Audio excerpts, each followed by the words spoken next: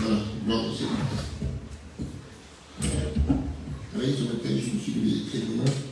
J'avais un cœur disposé pour étudier, lire, prier, etc. Je me sentais en forme.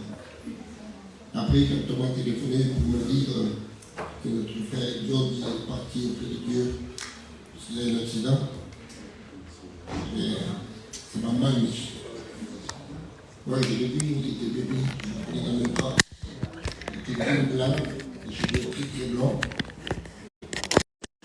Donc, pour l'histoire, c'est la main de Dieu. Ce que nous comprenons, c'est qu'aujourd'hui, il est auprès de Dieu. Ça, oui, on le comprend, ça, on le croit. Et ça, on l'accepte. Parce que c'est un véritable chrétien. Ce que nous comprenons, c'est qu'il faut prier pour la famille. Ce que nous comprenons, c'est qu'il ne faut pas baisser les bras. Ce que nous comprenons, c'est qu'il faut continuer. Il ne faut pas s'arrêter. Il ne faut pas se décourager. Parce qu'il y a encore des âmes à sauver. Lui, il a fini sa mission sur la terre. Il est rentré à la maison. Le Père l'a appelé. Et il a fait son entrée dans la maison. Et vous savez, lorsque Jésus a dit sur la croix, aujourd'hui tu seras avec moi dans le paradis. Cette parole n'était pas spécialement pour le brigand. Cette parole a une portée éternelle. Et à chaque fois qu'un chrétien quitte la terre, Jésus lui dit, le même jour il va quitter la terre, il lui dit, aujourd'hui tu seras avec moi dans le paradis. Vous comprenez? Il y a de l'espérance. Amen. Il y a de l'espérance, et c'est l'espérance qui va apporter la paix, l'apaisement dans nos cœurs. De dire, je sais où ils sont, nos bien-aimés. Mais dire que ce nom de Seigneur, la Dieu, soit toute la gloire. Voilà. On va essayer de se faire du bien encore avec la parole de Dieu. Vous m'appelez Mardi, pour ceux qui étaient là. On avait parlé de l'apôtre Pierre, qu'il avait fait des merveilles dans sa vie. On avait dit qu'il avait ressuscité des morts. On avait dit qu'il avait guéri des malades, guéri des paralytiques. On avait dit qu'il avait prêché sa première prédication, avait sauvé 3000 âmes le même jour. 3000 âmes. Aucun homme dans la Bible, ni l'apôtre Paul, aucun homme dans sa première prédication a pu sauver autant d'âmes. Personne. Il a fait des merveilles. Il avait des révélations.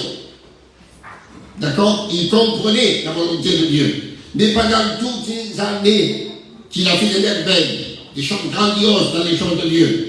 Donc on pourrait dire, nous aujourd'hui, quel homme de Dieu, quel grand homme de Dieu. Eh bien, pendant toutes ces années, il y avait quelque chose dans son cœur que pour lui, c'était pas mauvais. Et pendant ce temps-là qu'il faisait des merveilles, ça n'empêchait pas. Mais un jour va venir où cette chose-là va l'empêcher de continuer à faire des merveilles. Et tous les chrétiens, nous sommes exactement pareils. C'est pas parce qu'on fait des merveilles, qu'on chante bien, comme a dit le frère, qu'on prophétise, on parle la langue et tout ce que vous voulez. Ça, c'est pas la preuve que notre cœur est pleinement agréable à Dieu. C'est pas ça la preuve. Parce que tous les chrétiens, écoutez bien, on est sauvés. On a l'assurance du salut. Mais en nous, il y a des choses qui ne nous empêchent pas d'être sauvés, mais qu'un jour nous empêchera d'avancer. Aujourd'hui, ça ne nous empêche pas, mais ça peut nous empêcher dans notre avenir avec Dieu. Vous avez compris ça? C'est comme une anomalie d'un enfant quand il est petit, ça ne va pas le gêner quand il est petit, et quand il devient adulte, ça va l'empêcher. Il faut l'amener au médecin, il faut un traitement, il faut qu'il soit suivi. Vous comprenez ça? Et nous, tous les chrétiens, on a quelque chose à nous. Et toute la vie chrétienne, on aura quelque chose qui déplaît à Dieu. Une bonne question. Il y a des choses qui ne vont pas glorifier Dieu, mais qui ne sont pas contre Dieu. Vous avez dit, alors quoi? Voilà, toi, tu vas avec tes enfants, et maintenant, non, excusez-moi, tu vas maintenant dans la main à comer. Est-ce que ça va glorifier Dieu? Est-ce que Dieu va dire quelle gloire? Parce que le Dieu nous a dit au consommer dans la main à comer. Ou pour que l'André, il a acheté une belle voiture, ils ont pu se mettre acheté une belle voiture. La voiture ne peut pas glorifier Dieu. C'est pas contre Dieu, mais ça ne va pas glorifier Dieu. Les seules choses qui glorifient Dieu, ce sont les œuvres qui sont faites par l'Esprit et qui sont en accord avec la Bible. Ça va élever Dieu, ça va glorifier Dieu. Mais le reste, ça ne peut pas le glorifier, ça ne peut pas l'élever, mais ce n'est pas contre Dieu. Manger, boire, se vêtir, acheter une voiture, acheter des meubles, etc. C'est pas contre Dieu, mais ça ne va pas glorifier Dieu. Vous comprenez ça? Béni que soit le nom du Seigneur, la Dieu, soit toute Et dans nos vies, il y a bien des choses dans nos vies, qu'aujourd'hui, ça ne nous empêche pas. C'est là, on ne se rend pas compte, et on dit comme le latin d'aujourd'hui, non, il comprend, ici au Ligao, ça ne nous empêche pas. Mais un temps viendra où ça deviendra un grand empêchement. Et ça va nous ralentir, ça va nous freiner, ça va nous empêcher de progresser, de grandir et d'avancer. Et à ce temps-là, Dieu va nous parler. Et Dieu va nous dire, voilà, il y a ça qui ne va pas dans ta vie. Et tu dois l'enlever, autrement tu ne pourras pas continuer ta vie avec Dieu. Pierre a fait des merveilles du chapitre 1 des Actes des Apôtres jusqu'au chapitre 9. Mais arrivé au chapitre 10, il y a quelque chose qui doit ôter de sa vie. Autrement, il ne peut pas continuer dans le chapitre 10, 11, 12, 13, etc. Vous avez compris ça? Si on veut qu'il y ait une fuite dans notre vie chrétienne, si on veut aller loin avec Dieu, il faut être sensible. Amen. Il faut reconnaître quand nous, il y a des choses qui déplaisent à Dieu. Quand nous, il y a des choses qui ne sont pas la gloire de Dieu. On n'est pas des anges, on n'est pas parfaits. Sinon, et tout le temps, il y aura quelque chose qui déplaît à Dieu. Et je vais faire ce que j'avais fait mardi, pour ceux qui n'étaient pas là. C'est un exemple que j'ai donné il y a des années. Et je l'ai donné mardi. Alors voilà. Rappelez-vous de la feuille blanche. Imaginez-vous, la feuille blanche, c'est quelque chose qui vient dans mon cœur, mais que pour le moment, c'est pas déplaisant, ça ne gêne pas. Mais quand viendra où Dieu va me dire, voilà, Juan, ça, c'est pas la gloire de Dieu, tu dois l'enlever de ta vie. Ne cherchez jamais à désirer la belle prédication, le super message. Désirez dans votre cœur le message qui va éclairer votre conscience et votre cœur. Le message qui va vous dire, il y a ça qui ne va pas. Vous comprenez? Moi, j'aime ce message-là. S'il me dit à moi, Juan, il y a ça qui ne va pas. Mais dites au Seigneur, mais le message qui va me caresser, et je n'ai pas trop ce message-là. Le message qui va me dire, ah, t'es le meilleur. Je ne prends jamais ces messages-là venant de la part de Dieu. Je prends ces messages-là venant de la part des hommes. Vous avez compris ça? Il est bon d'être repris par Dieu. Bendito sea el nombre del Señor. Alors un jour Dieu va me dire, voilà, la feuille blanche, tu dois l'enlever. Et quand je l'enlève, il y a la feuille rose. Et la feuille blanche m'empêche de voir la feuille rose. C'est-à-dire qu'en nous, il y a des choses qui nous empêchent de voir des choses qui sont cachées. Et on ne les voit pas. Et quand on enlève la feuille blanche, on se rend compte qu'il y a encore d'autres choses dans notre vie. Dieu nous reprend un temps après. Parce que pour le moment, ça ne gêne pas. Mais les mois, les années passent, après l'esprit, la parole, Dieu nous voit en nous disant, voilà la feuille rose, il faut noter. On note, et il y a la feuille verte. Et toute la vie chrétienne, elle est comme ça. Toute la vie chrétienne. On est imparfait. On a les pieds sur terre. On a des imperfections. Il y a des choses qui ne vont pas dans nos vies. On n'est pas des anges. Vous comprenez ça? Un temps viendra où Dieu nous dira, la feuille verte, il faut l'enlever. On enlève, il y a la feuille jaune. Voyez? Une feuille cache une autre. Et toute la vie, elle est comme ça. Tu peux vivre 300 ans, ça sera 300 ans comme ça. On enlève la feuille jaune, il reste la petite feuille rouge. Et si vous ne vous rappelez pas comment s'appelle la prédication de mardi, de jeudi, eh bien rappelez-vous la petite feuille rouge. Amen. Et on va parler de la petite feuille rouge qui est très cachée. Plus que la blanche, plus que la rose, plus que la verte. Et très cachée, très petite, très minime, en tel point qu'on dit, le mal, on n'est pas des fanatiques quand même, c'est vrai. Pas qu'il y ait parce que c'est minime. C'est peut-être même mignon. C'est pas grave. C'est pas méchant. De dire que ça nous met dans le Seigneur la vie, soit plus la voir. Je sais pas, je l'ai vu en fait. Et pour cela, on va reprendre l'Apocalypse 2, verset 18. C'est le verset qu'on a pris mardi. Pierre, dans sa vie, Apocalypse 2, 18. Dicho 2, 8. Non, il dit 2, 18. Espera, 2 minutos.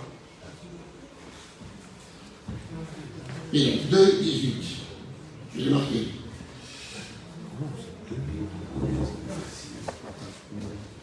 Alors, Hier, on disait que dans sa vie, il a enlevé certaines feuilles de sa vie, certains empêchements, certaines choses qui vont le gêner dans sa vie chrétienne. Mais voilà, la petite feuille rouge, elle est tellement petite, tellement mignon, qu'on la laisse là. Parce que ça paraît insignifiant. Mais quand il faut l'enlever. Et voilà ce que la Bible dit. Écrit à l'ange de l'église de Thyatire. Voici ce que dit le Fils de Dieu. Celui qui a les yeux comme une flamme de feu et dont les pieds sont ardents, semblables à de l'airain ardent. Celui qui a les yeux comme une flamme de feu. Toi-même, tu ne connais pas ton cœur. Tu connais la surface de ton cœur, mais pas les profondeurs de ton cœur. Tu as compris ça? Pour connaître un cœur, il faut être Dieu. Et toi et moi, on n'est pas Dieu. Le seul qui peut sonder les cœurs, c'est Dieu. Amen. Non, le seul qui est digne de nous reprendre, de nous éclairer, de nous avertir pour notre bien, eh bien c'est Dieu. Béni au ciel, Seigneur. Parce que la petite feuille rouge, insignifiante et mignonne, on ne la voit pas. Elle est tellement dans les profondeurs qu'on ne la voit pas. On ne l'aperçoit pas. Vous comprenez ça? Et on la laisse là. Mais dans l'hydra ou la lumière de l'évangile va éclairer notre cœur, car le cœur est un puissant fond. Et il faut une forte lumière pour voir ce qui est en fond. Vous avez compris ça? À une profondeur incroyable. Et là, l'évangile va éclairer notre cœur par la parole et par l'esprit. Et on va dire, ah, il y a ça. Et bien des fois, on dit, et tout dans ma vie. Ça c'était à moi. Mais nous, des fois, on ne se rend même pas compte. Et c'est quand on le sort, quand on s'en débarrasse, on dit, c'est ça qui était à moi. Vous comprenez? Béni au ciel, Seigneur. Et là, les yeux, le regard, comme une flamme de feu. Il y a le seul qui peut regarder notre cœur, sonder notre cœur et nous dire, voilà, il y a ça qui ne va pas. Béni au Seigneur des cieux. Et Dieu ne le dira pas comme un juge, comme un bourreau, il le dira comme un père. Comme un père. Car chaque fois que Dieu nous reprend, Dieu le fait en tant que père. Car la Bible dit, Dieu châtie, Dieu reprend celui qui aime. Et ça s'appelle l'éducation chrétienne, l'éducation de Dieu. Et Dieu veut nous éduquer dans la vie chrétienne. Béni au Seigneur des Seigneurs. Alors on va passer vite. Alors on a dit que la petite feuille rouge est là dans le cœur de Pierre. Et quand on va prendre acte 10. Mais regardez, dans acte 10, Corneille c'est un païen. Il y a Césarée. Pierre, c'est un chrétien. Il est à Joppé. Joppé, c'est le port de Jérusalem. D'accord? Il y a quand même une distance. Parce que les envoyés de Corneille ont parti, par exemple, dans l'après-midi, ils sont arrivés le lendemain. Ils ont mis des heures et des heures pour y arriver. Il y a quand même une distance. Comprenez ceci, c'est très important. Regardez l'importance de la petite feuille rouge. Corneille, le païen, il peut venir vers Pierre. Mais Pierre, le chrétien, ne peut pas venir vers le païen à cause de la petite feuille rouge. Parce que lui, il y a quelque chose qui l'empêche d'aller vers Corneille. Parce que pour lui, Corneille, c'est un non-juif, c'est un païen. Et lui, il se dit, je ne rentrerai jamais dans la maison d'un non-juif, d'un païen. Autrement, je vais me souiller. Vous avez compris ça? C'est ça la petite feuille rouge. Alors que Corneille, lui, c'est un païen. Et il a la liberté d'aller vers lui. Mais lui, il ne laissera jamais Corneille rentrer chez lui, dans sa maison. Alors Corneille est empêché d'aller, mais pas par lui, à cause de Pierre, à cause de la petite feuille rouge qu'il y a dans le cœur de Pierre. Et lui, Pierre, il ne peut pas aller vers le chrétien. Est-ce que c'est biblique ça? Le païen, il peut venir vers toi, mais toi, à cause de la petite feuille rouge, tu ne peux pas aller vers le païen pour le sauver. Pour parler de l'évangile, pour parler de Dieu, tu n'iras pas. Ah mais donc, ouais, donc moi, je suis dedans. Vous avez compris ça? Béni au Seigneur de Dieu, sur toutes les doigts. Et aucun ne connaît la situation de l'autre. Pierre n'est pas au courant de ce qui passe dans la maison de Corneille. Corneille n'est pas au courant de ce qui passe dans la maison de Pierre. Personne n'est au courant. Pierre ne sait pas que dans la maison de Corneille cherche Dieu. Il prie Dieu, il fait des aumônes, il jeûne. Et l'ange vient le visiter et le voit. Ça, Pierre ne le sait pas. Pierre est dans le toit de la maison, il est en train de prier. Et Dieu lui envoie une vision. Et Dieu lui parle. Et ça, Corneille, il ne le sait pas. Et ça, c'est le travail que Dieu est en train de faire. Pierre ne voit pas le travail que Dieu fait dans Corneille ne voit pas le travail que Dieu fait dans Pierre. Dieu est obligé de travailler les deux, de les préparer. De dire que c'est le Seigneur la Dieu sur toutes les doigts. Mais Pierre, pour casser et faire sortir la petite feuille rouge, Dieu va se servir de Corneille, de Païen. Vous avez compris ça? Essayez de comprendre. Bien des fois, Dieu, nous, on veut que Dieu se serve de quelqu'un qu'on aime. De quelqu'un qui a une belle prédication. D'un bon frère, d'une bonne sœur, qui ont de la sagesse, qui savent bien parler, qui ne sont pas désagréables. Nous, on veut ça. Et Dieu va utiliser Corneille, un païen. Tout le contraire de ce que Pierre était. Et bien des fois, Dieu utilise des hommes et des femmes pour le bien de ta vie. Et toi, tu n'es pas d'accord, tu dis, ah, vous avez compris ça? Je dis que c'est le Seigneur de Dieu sur toute la gloire. Alors, on continue. Si c'est long, je m'en ai tout le 10. Alors, regardez. Acte 10, versets 9 et 10 et 11. Regardez. Le lendemain, comme ils étaient en route et qu'il approchait de la ville, Pierre monta sur le toit vers la 6e heure pour prier. On arrête là. S'il monte sur le toit, c'est parce que c'est pas l'hiver, il fait beau. Il monte pour prier. D'accord? Il est seul. C'est la solitude, c'est la tranquillité, c'est la sérénité. Et quand on prend le verset suivant, il y fait, il voulut manger. Alors il est seul, au soleil, il prie et il a faim. C'est la vie tranquille. C'est la vie sans souci. C'est la sérénité, c'est le calme. Et c'est là où vient le temps de Dieu. Quand on ne s'attend pas. Pierre est monté pour prier. Pierre est monté en attendant qu'on lui fasse à manger. Pierre est monté parce qu'il voulait passer un moment dans le calme, dans le silence. Mais il ne s'attendait pas, il ne savait pas que c'était le temps de Dieu. Comme toi, ce soir, tu ne savais pas que ce soir, vous allez parler de ta petite feuille rouge et de la mienne. T'as compris ça? C'est le Dieu nous prend tout le temps à l'improviste. Dieu n'avait pris pas le disant, je vais te dire ça, je vais te dire ça, à tel jour, à telle heure, à telle minute. Jamais.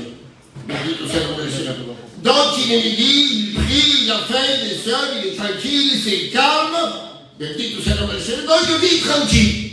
Et si on continue, la Bible dit comme ceci. Non, pour le travail. Et 10. Prépare à manger, il tomba à l'extase. Vous savez quoi, il tomba à l'extase? Il ne s'attendait pas à ça. Tomber à l'extase, c'est sortir de soi. Pour avoir une vision, parce que Dieu veut lui parler, mais dans l'état où il n'est pas pris, il ne comprendra pas. Donc Dieu va le faire sortir de son état pour qu'il réalise et comprenne les choses de Dieu. Bendito sea le nom du Seigneur, la Dieu, sur toute la gloire. Et lui ne s'attendait pas à ça. Et si on continue, regardez. Ça, c'est le temps de Dieu. Lorsque Dieu le fait tomber à l'extase, c'est l'heure de Dieu, le moment de Dieu. Parce que Dieu veut lui parler. Bendito sea le nom du Seigneur. Et maintenant, on va lire verset 11. Il dit le ciel ouvert et un objet semblable à une grande nappe. Quand la Bible parle de nappe, c'est tout le temps blanc. C'est pas rouge, bleu, orange, jaune, c'est tout le temps blanc. Attaché par les 4 coins qui descendaient et s'abaissaient vers la terre. Vous allez comprendre ça. Imaginez-vous, ça c'est la nappe. D'accord? La nappe, elle sort du ciel. Elle vient vers Pierre. Pierre ne voit pas ce qu'il y a dans la nappe. Il voit la nappe blanche, mais il ne voit pas ce qu'il y a dans la nappe. Vous avez compris? Et Dieu doit l'abaisser, et la mettre au niveau de Pierre. Pierre est sur le toit, n'oubliez pas. Il est sur le toit, il prie, il a faim, il est là, il fait beau, il y a le soleil. Et maintenant, il est à l'extase. Et à l'extase, ça veut dire qu'il ne voit plus le toit, il ne voit plus le soleil, il n'a plus faim, il ne peut pas prier, il est hors de lui. Afin qu'il puisse voir réellement ce que Dieu veut. Et Dieu va mettre devant ses yeux l'état de son cœur. Vous avez compris ça? Dieu va révéler l'état de son cœur, et l'état de son cœur, il va le mettre devant ses yeux. Et bien des fois, Dieu nous dit, voilà ce que tu as dans ton cœur. Tu as ça dans ton cœur. Bendito sea le nom du Seigneur, la Dieu, sur tout le monde. Et là, la Bible dit comme ceci. Il dit des animaux impurs, verset 12. Et où se trouvaient tous les quadrupèdes et les reptiles de la terre et les oiseaux du ciel. Vous savez ce que ça veut dire des quadrupèdes? Ah ouais. C'est pas gitan ça, c'est plus encore pour comprendre. Quadru, ça veut dire quatre. Des animaux à quatre pattes. C'est aussi simple que ça. Alors écoutez bien, tous ces animaux-là, ce sont des animaux impurs. Ça, c'est la petite feuille rouge, qui est cachée en pierre depuis sa naissance, depuis qu'il est né. Ses parents lui ont inculqué cela. Et ça, c'est ancré en lui. Ça vit avec lui, toute sa vie. Mais ça, Pierre doit noter, il doit le saisir, il doit le comprendre. Mais avant ce jour, il n'était pas prêt. Il a fallu que Dieu le forme, le travaille, le prépare, et quand l'heure de Dieu est venue, Dieu lui a dit, voilà. Bédite au Seigneur de Seigneur, Dieu soit toute la gloire. Donc, vous voyez qu'est-ce que c'est cette nappe-là? Tu prends acte 11, 1, 2 et 3. Là, il comprend qu'est-ce que c'est. Les apôtres et les frères qui étaient dans la Judée apprirent que les païens avaient aussi reçu la parole de Dieu. Verset 2. Et lorsque Pierre fut monté à Jérusalem, les fidèles circoncis, les fidèles juifs, lui adressèrent des reproches. Des reproches. Mais pourquoi? Verset 3. En disant, tu es entré chez des incirconcis, les païens, et tu as mangé avec eux. Tu as mangé avec eux. Pour un juif, c'était carrément interdit d'entrer dans la maison d'un païen et surtout de manger avec eux. Ça, c'était se souiller, se salir. Et comme Pierre l'a fait, il a été repris. Il n'était pas d'accord avec lui. Vous avez compris ça? Bédit au Seigneur des Seigneurs. Donc, pour un juif, interdit d'aller dans la maison d'un païen et de manger avec. Rappelez-vous, Jésus, quand il rentre dans la maison de Zachée, les gens, les juifs ont dit, il est allé loger, manger chez des pécheurs. D'accord? Il n'était pas d'accord avec ça. Mais ce n'est pas la loi qui interdit ça. Vous ne trouverez jamais dans la loi l'interdiction de rentrer dans la maison d'un perdu, d'un inconverti pour témoigner de Dieu et parler de Dieu. C'est pas la loi. C'est quoi ça? C'est la tradition juive. C'est la tradition qui disait de ne pas rentrer dans la maison d'un païen et surtout de ne pas manger avec. D'accord? Parce que les païens mangeaient sans se laver les mains. Et les juifs, c'était l'obligation de se laver les mains avant, ou autrement, ils mangeaient avec de l'impureté. Et Jésus a dit, c'est parce qu'ils rentrent qui souillent l'homme. C'est ce qui sort du cœur qui souille l'homme. Vous avez compris ça? Je dis que ça, nom de Seigneur, la Dieu, sur toutes les voies. Et regardez qu'est-ce que c'est que la tradition. Marc 7, versets 7, 8 et 9. Qui t'a là, vous ne savez pas, on est tout ensemble. C'est en vain qui honore, en donnant des préceptes qui sont des commandements d'ordre. D'accord? Verset 8. Vous abandonnez le commandement de Dieu et vous observez la tradition des hommes. Verset 9. Il leur dit encore, vous anéantissez, c'est grave, hein, utilisez ce mot, étudiez ce mot, anéantissez fort bien le commandement de Dieu pour garder votre tradition. C'est grave, même très grave. Vous avez compris ça? Mais ça, c'était dans le cœur de Pierre, en tout temps. Mais le temps est venu où ça, il faut l'ôter. Il faut l'enlever. Pour lui, c'est la tradition. Peut-être pour toi, c'est pas la tradition, mais c'est autre chose. Vous avez compris ça? Chacun a quelque chose dans son cœur que tout le temps, ça va l'empêcher de pouvoir continuer dans la vie chrétienne. Mais ça, il faut l'enlever. Si on n'enlève pas, on n'ira pas loin. Vous avez compris ça? Si on refuse de l'enlever, on n'ira pas loin. Mais dites au Seigneur de Seigneur, dans le peuple gitan et dans tous les peuples qui existent, on a une tradition. Mais tant que la tradition ne s'oppose pas à l'évangile, c'est pas grave. Chez nous, on a de bonnes choses, le respect. Aujourd'hui, il n'y en a pas beaucoup. Le respect pour les anciens. Aujourd'hui, vous voyez un jeune de 15 ans, il est assis entre un homme de 70 ans et le jeune de 15 ans ne se lève pas pour lui donner la chance. Un jeune de 12 ans, aujourd'hui, il vous dit, il est aussi même. Il n'y a plus de respect aujourd'hui. Ici, il y en a très peu. Vous comprenez ça? Donc, tant que la tradition ou tout ce qui existe, humainement parlant, qui ne s'oppose pas à l'évangile, c'est pas grave. C'est pas contre Dieu. Mais tout ce qui s'oppose à l'évangile et à Dieu, tout ça, ça va nous ralentir, nous arrêter, nous écarter. Alors, avant que ça arrive, eh bien, il faut monter. Bendito soit le nom de Seigneur, la Dieu sur toute la gloire.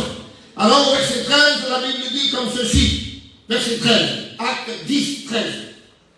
Et une voix lui dit, à 3 reprises. Si Dieu l'a répété à 3 reprises, ça veut dire que Dieu a insisté. Dieu a insisté. Vous savez pourquoi? Pour le bien de Pierre. Parce que Dieu avait un travail, une œuvre pour Pierre. Et si Pierre n'obéissait pas, le travail ne pourrait pas se réaliser. Et Dieu a du travail pour nous. On a des âmes à sauver, de la famille à sauver. Si on n'obéit pas aujourd'hui, on ne pourra pas accomplir le travail que Dieu voudrait qu'on fasse. Alors voilà ce qu'il va dire, tue et mange. Lève-toi, Pierre, tue et mange. Il est en train de lui dire, tue et mange ces animaux, les quadrupèdes, les oiseaux et les reptiles, les animaux impurs, interdits de les offrir en sacrifice. Ça veut dire qu'aux yeux de Pierre, les païens ressemblaient à des quadrupèdes, à des reptiles et à des oiseaux impurs. Vous avez compris ça? Et rappelez-vous, ils étaient où? Sur une nappe. Et d'abord, on voit la nappe. Et Dieu l'a mis devant ses yeux. Rappelez-vous, la petite feuille, la feuille blanche, cache bien des choses, on a dit. Et c'est pour ça qu'on dit normal, parce qu'il y a la nappe blanche. Elle est bien gardée, c'est bien protégé, c'est blanc, donc c'est pas mauvais. Mais Dieu va le mettre devant nos yeux. Il va dire, tu et mange.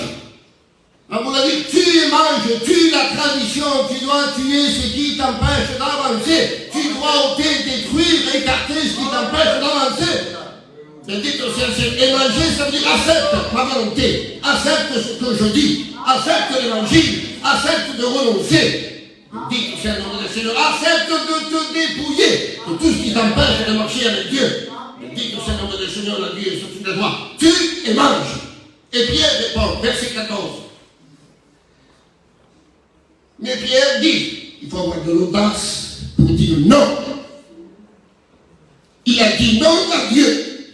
Non, Seigneur, car je n'ai jamais rien mangé de souillé ni d'impur. Non, Seigneur. Il faut avoir du tout payé pour dire non à Jésus. Si ou non? Il faut le faire. Hein? Ah non, Seigneur, jamais.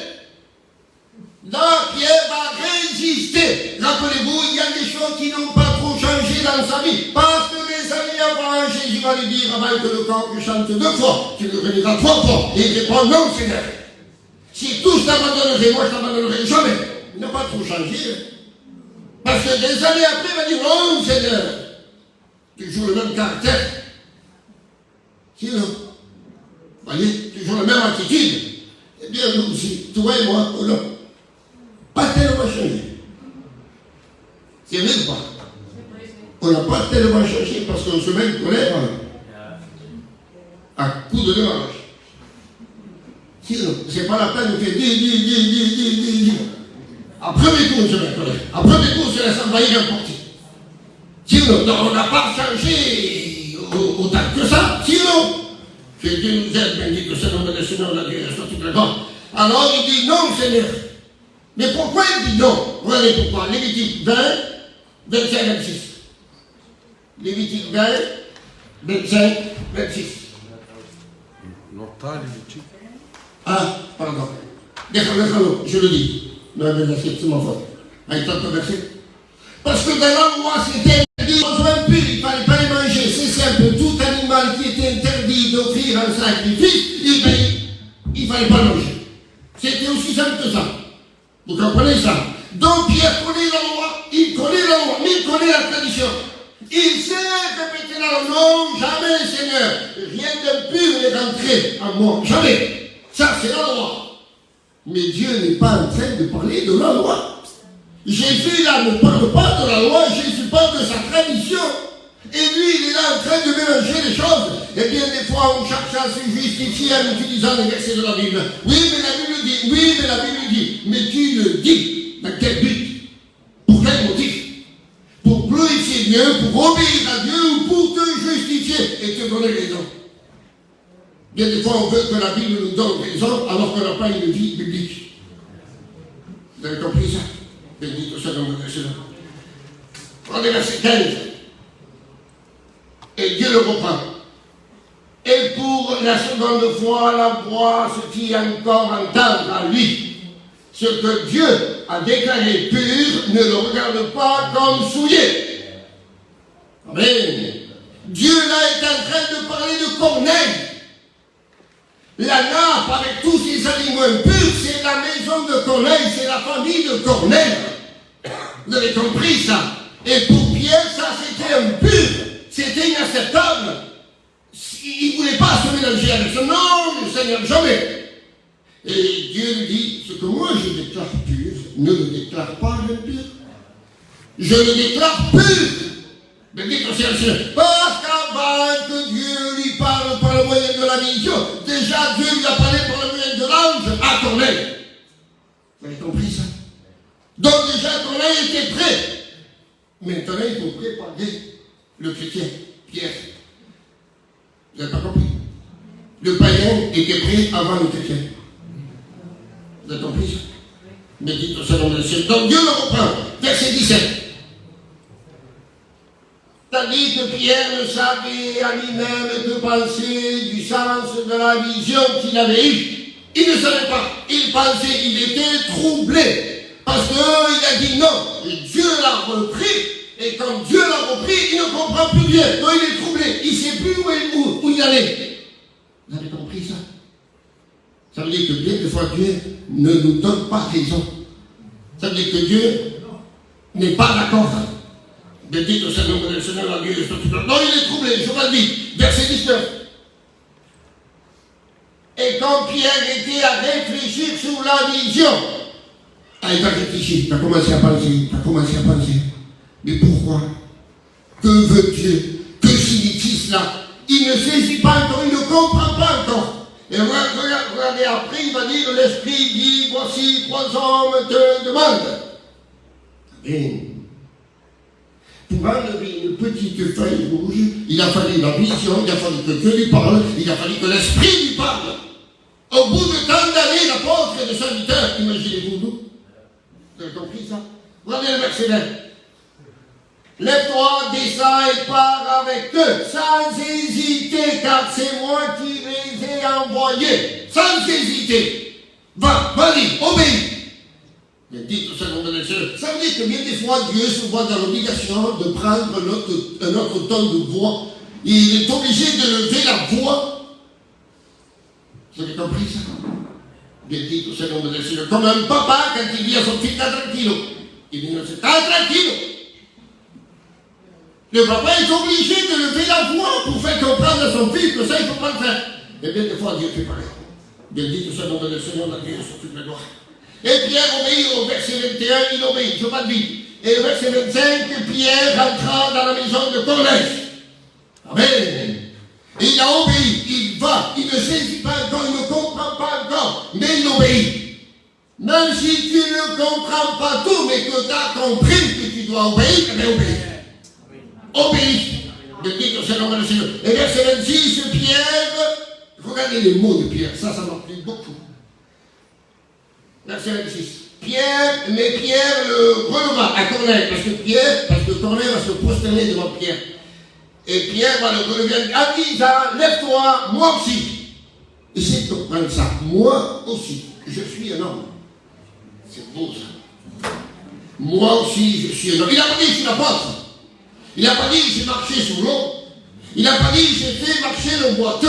J'ai ressuscité Tabitha. Il n'a pas dit j'ai prêché 3000 ans, on été convertis. Il a dit moi aussi je suis un homme comme toi.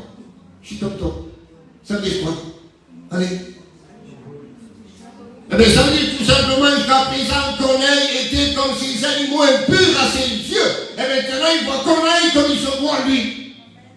Vous avez compris ça? Il a changé. Il est en train de commencer à ôter la feuille, à la détruire, à l'éloigner de sa vie. Il dit au Seigneur de Seigneur, la Bible est sur toute la gloire. Et la Bible dit, verset 27.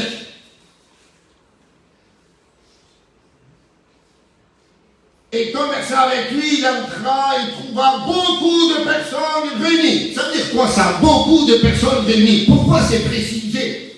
Toutes ces personnes réunies, c'est l'image de tous les animaux impurs qu'il y avait dans la nappe.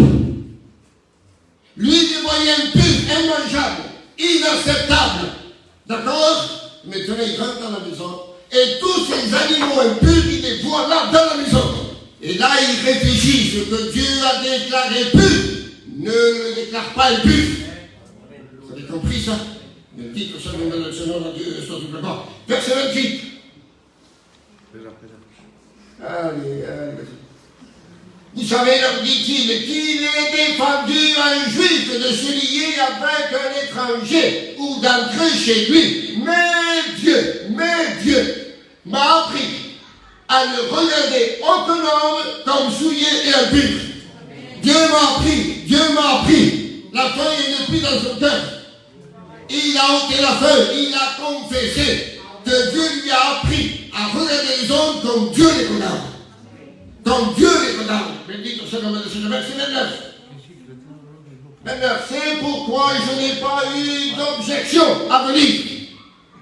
Ça veut dire que je n'ai pas hésité à venir, parce que Dieu m'a parlé, Dieu m'a éclairé, Dieu m'a fait comprendre, donc je n'ai pas hésité, j'ai obéi. C'est beau d'obéir à Dieu.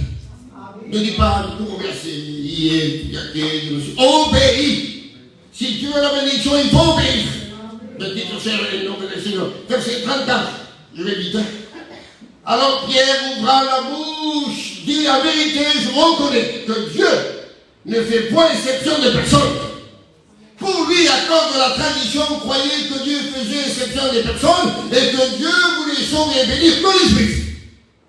Que les Juifs. Et là, il se rend compte que c'est pas ça. Il avait une fausse notion de l'évangile à cause de la petite feuille rouge. Vous avez compris ça? Que Dieu nous aide à avoir une bonne notion. Une bonne notion des choses de Dieu. Verset 35. Ça, là, il reconnaît. Verset 35. Mais quand toute nation, pas les Juifs, toutes les nations, amen, celui qui le craint et qui pratique la justice, lui est agréable. Lui est agréable. Ça veut dire que c'est plus des animaux impurs, c'est pas impur, c'est pas souillé. C'est agréable à Dieu, ça plaît à Dieu, parce que Dieu l'a déclaré pur. Vous avez compris ça, il a saisi, il a compris. Mais dites au Seigneur de Seigneur. Verset 44-45. Quand Pierre prononçait encore ces mots, le Saint-Esprit descendit sur tous ceux qui écoutaient la parole. 45. Tous les fidèles circoncis. Qui c'est ça? Ça, c'est les Juifs convertis. Ça, on a dit que c'est des chrétiens. Donc, tous les fidèles circoncis qui étaient venus avec Pierre furent étonnés de ce que le don du Saint-Esprit était aussi répandu sur les païens. Les païens ont étonné les chrétiens. Alors que soit la tête à l'envers, mais pourquoi ils étaient étonnés? Parce qu'ils ne s'attendaient pas qu'un païen un jour devienne chrétien à cause de la tradition. Ils croyaient que Dieu était que pour les Juifs, mais Dieu n'est pas que pour les Juifs. Jésus a dit allez prêcher la bonne nouvelle à toute la création, sans exception qui, et celui qui croira sera sauvé. Je dis que ça doit être le Seigneur à Dieu et sortir de la gloire. Alors verset 46, ils se mettent à parler en langue, et verset 47, Pierre les fit baptiser. Ça veut dire quoi, Pierre les fit baptiser? Allez. D'ailleurs, ça veut dire que Pierre les a fait rentrer dans l'église. Ça veut dire tout simplement que maintenant ils font partie de l'église. Pierre les a ajoutés à l'église. S'ils sont baptisés, ils font partie de l'église. On peut pas dire à quelqu'un, on te baptise, mais tu ne feras pas partie de l'église. Quand on baptise quelqu'un d'autre, ça veut dire que tu fais partie intégralement de l'église. Donc il n'y a plus d'impureté, c'est fini. On est tous égaux devant Dieu. Donc dites au Seigneur de Seigneur, la Dieu est sorti pour moi. Encore 2-3 minutes. Amen. Après, je vous donne un faux piège. On lit, pour terminer, Acte 11, 17. 11, 17. Or, puisque Dieu leur a accordé le même don qu'à nous, niveau des païens convertis. Amen. Il n'y a pas un meilleur que l'autre. Amen. Qui avons cru au Seigneur Jésus-Christ, pouvais-je, moi, m'opposer à Dieu? C'est beau ça. Quand Dieu lui a dit d'enlever la petite feuille rouge, il répond, pouvais-je, moi, m'opposer à Dieu? Au début, il ne comprenait pas, non, Seigneur. Mais quand il a saisi, quand il a compris, il ne s'est pas opposé, il a obéi. Et bien des fois, comme ce soir, tu dis non, c'est pas possible, je ne peux pas, je n'arrive pas. Mais c'est le début, c'est le départ. Il y a encore du travail à faire. Et Dieu va t'amener à la sensibilité, à comprendre la réalité, à voir plus clair. Et après tu dis, non, c'est vrai, Seigneur, je vais obéir et je m'oppose plus. Et regardez ce qu'il dit en fait. Des années après.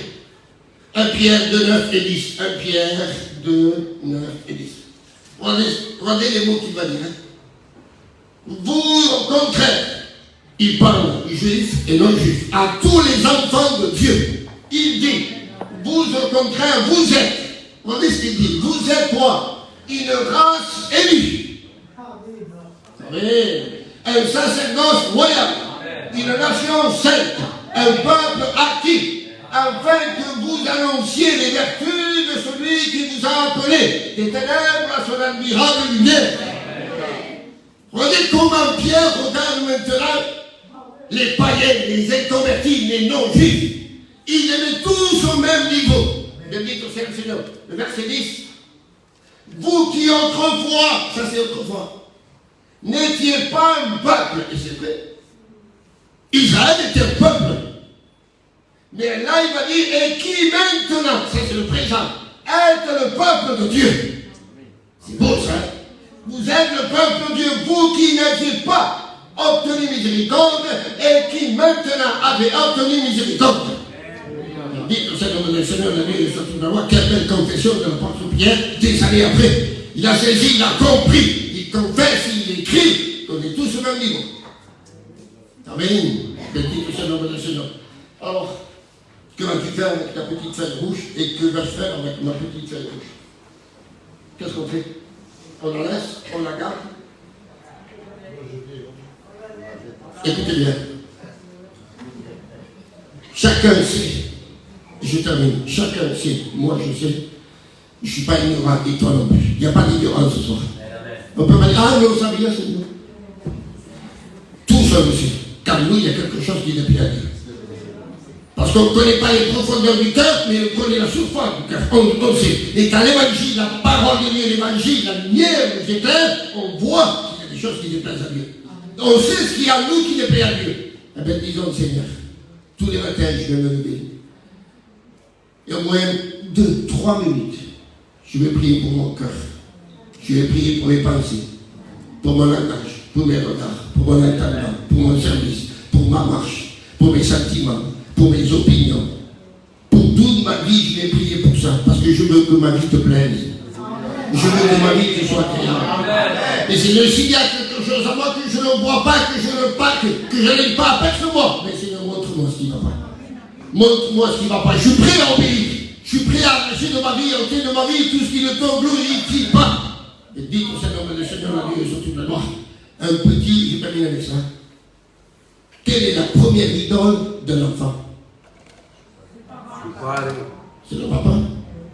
C'est le Amen. Faisons comme le petit enfant. Nous voulons ressembler à Jésus. Faire comme Jésus. Vivre comme Jésus. Agir comme Jésus. Cherchons à avoir une vie qui lui plaît, qui lui soit agréable. Si tu ne peux pas, c'est ton problème. Mais ici, il y en a qui veulent. Et les frères et ceux qui veulent, eh bien, alors demain. Efforçons-nous à le faire.